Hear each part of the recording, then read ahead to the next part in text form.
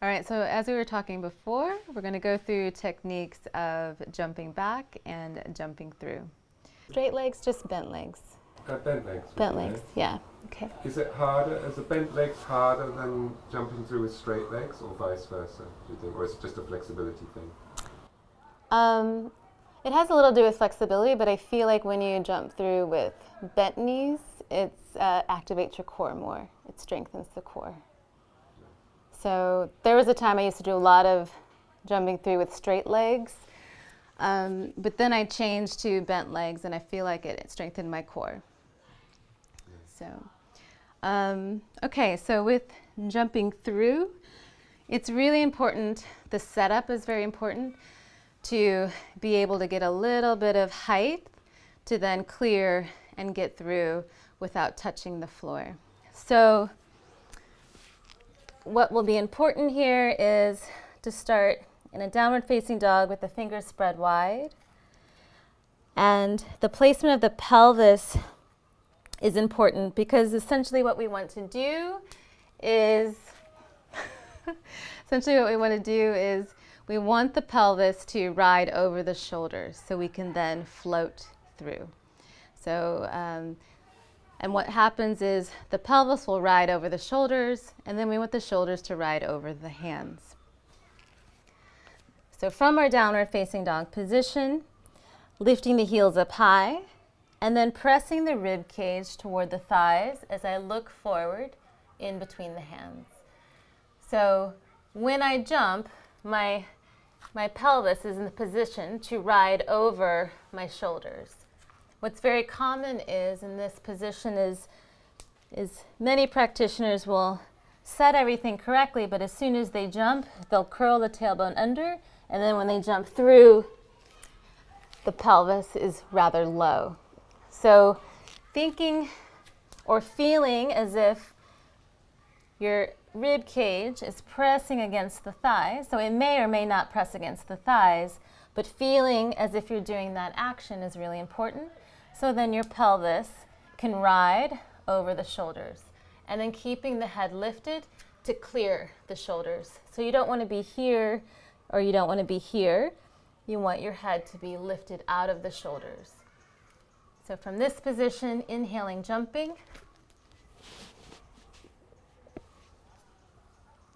Like so. So this action of keeping the pelvis lifted over the shoulders is very important to have some height.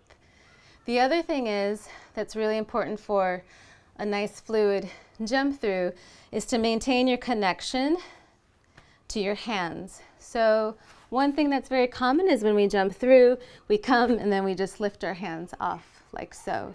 Or we also want to swing our bottom all the way through our hands because we think somehow that's going to like make it seem more fluid.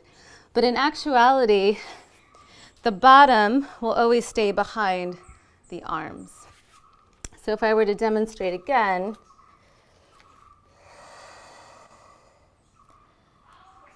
pressing my rib cage toward the thighs, looking between the hands, inhaling, jumping, staying really firmly connected through the hands, but you'll see that the bottom stays behind. So usually students like to launch themselves through, and then they don't have that control or balance when they do the jump through.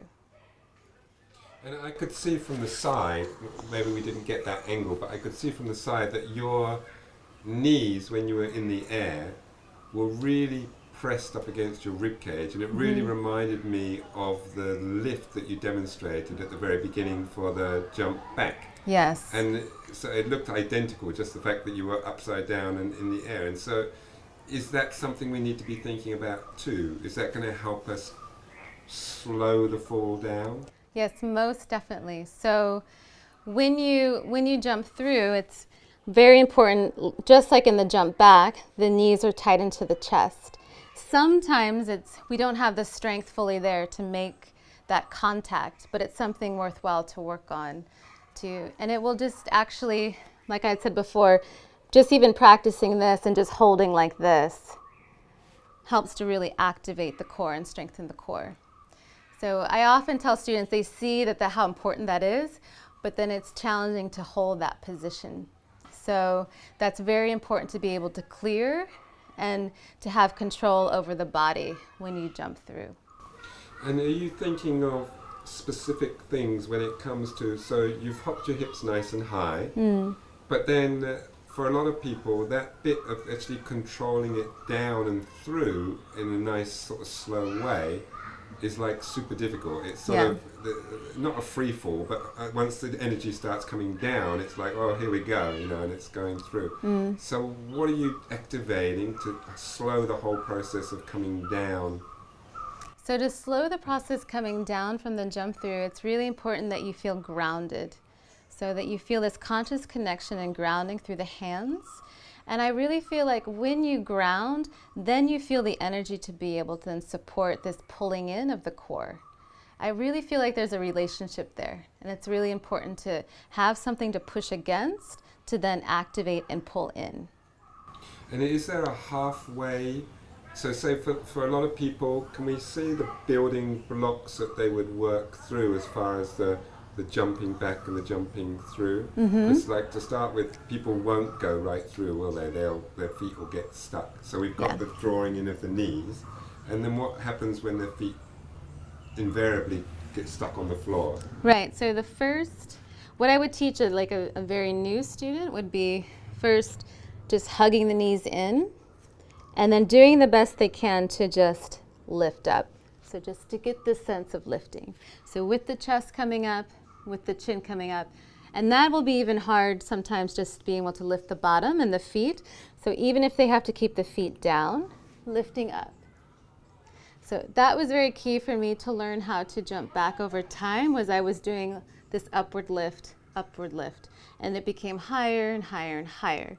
So even in the beginning, if you have to use the feet, that's okay. So lifting up, coming back down, then tucking the feet in, replacing your hands, and then jumping back. So that would be a good place to start for a beginner student, just to get a sense of this upward lift.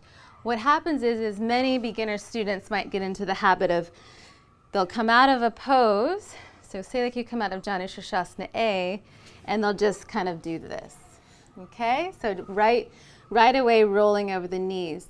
So it's important that they inhale, just simply lift up, and then they can replace the hands and jump back. And that will just start the process to get some strength in the lower belly area to then, you know, work their way up through the jump back. The next thing would be, and this is probably the least pretty part of learning to jump back, is just bringing the knees into the chest, and then not replacing the hands, but lifting up, and then just trying to lift the tailbone up as much as one can, get the shoulders over the fingertips, and just staying over the arms, and maybe just scooting back, and then jumping back. So, you know, many students might work in that way. The feet are down, but just working, scooting back. It's not so fluid, but it can be quite strengthening if you keep the knees in the chest. The next thing would be lifting up, or the next step would be lifting up and trying to swing. So same thing would apply, knees high into the chest, also heels close to the bottom, and then inhale, lifting up, and then trying to get a swing. And sometimes I think it's important to just shoot for the tops of the toes coming into the floor, and then from there, jumping back.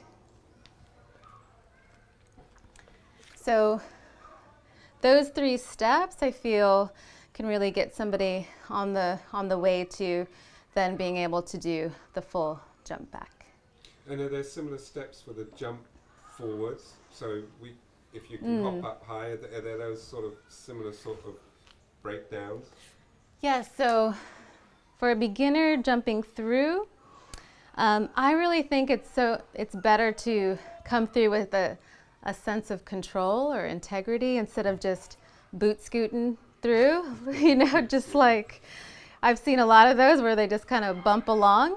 So coming into the downward facing dog, and even just setting it up like I had talked about before. So lifting the head, taking the rib cage toward the thighs, but stepping one foot, and I have the hip foot down, but I have the knees in the chest.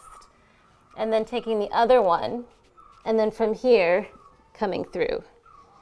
Now that can be hard, even for a beginner, but if they're unable to come through, they can do the same thing, stepping through, and they might even have to do something like this.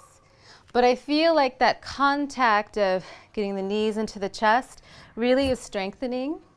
It's quite strengthening for the core. So no matter how, even though it's not a fluid movement, just making that action helps to wake up this area to then be able to, in time, and as strength increases, also the connection to the breathing becomes stronger, then being able to jump with both feet and crossing will become more accessible. Fantastic.